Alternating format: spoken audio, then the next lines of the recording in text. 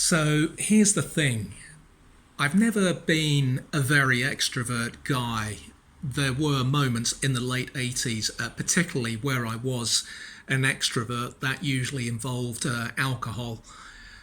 But I didn't want to continue down that route. So I've kind of reverted to type over the last 30 years. I've kind of pretty much followed my dad, who was something of a loner. The way my dad dealt with it is he went to night school for 18 years, in fact. That's not something I'm too keen on doing. I work hard enough as it is without doing that. But here's the thing. Here's what's happened to my life at this stage. Just noticed the fly has come in because I've got the window open. Never mind that. Let's carry on with this.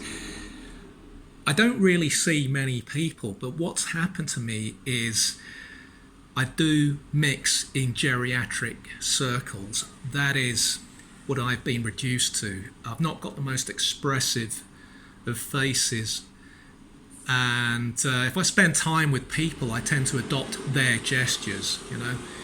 And I think I've adopted a few geriatric gestures over the last few years. Now, I'm spending a lot of time with my aunt and uncle. I'm the guy I'm the go-to admin guy. I'm the guy in London. I'm the only relative in London, so I do a lot of stuff for them. But I've also got this thing with the neighbour, the elderly neighbour. I run a few errands for them, which I'm happy to do. One of them involves buying OK magazine every week. So while I've always considered myself an arch Republican, even before I knew what it meant, I now know the names of every member of the royal family, even the minor members. So that's disappointing. But here's the thing. It goes back to my first video where, I said, I'm concerned about, the fact that I'm on my own. I don't think too many people would notice if they didn't see me, simply because I don't see many people. So it could be weeks. If something's happened to me, it could be weeks before someone, kicks down the door and finds me here. And I'm mindful that there are times when I leave the magazines or newspapers out for the neighbour and they're still outside the door, and I start to worry, has something happened to them? Am I going to have to kick this door down? Because, I've had to do that before. Thankfully, the person who I thought something had happened to them, but not in the flat. But I had to break into the flat to see if they were in the flat. And I've also, found dead people. It's not a nice experience. It stays with you.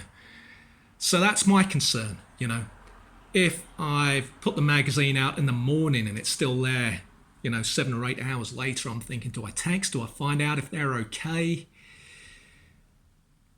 It's uncomfortable. But I also start to wonder, because they might be the first person who would know if something's happened to me.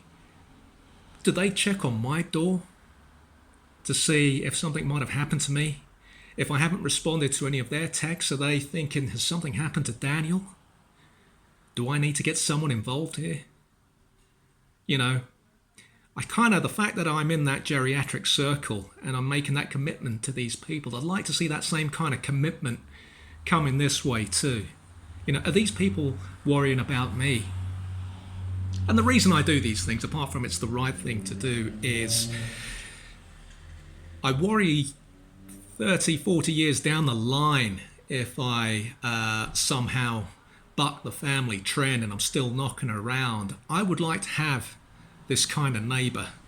Someone who's not going to be knocking at my door all the time, someone who's not going to be wanting to come in for tea because they're an introverted character, but they're decent enough to go and pick up the paper, the whatever magazine I might want. So, I don't want to not be doing this and thinking 30, 40 years down the line, I've got no one running errands for me, and thinking, well, back in the 2010s,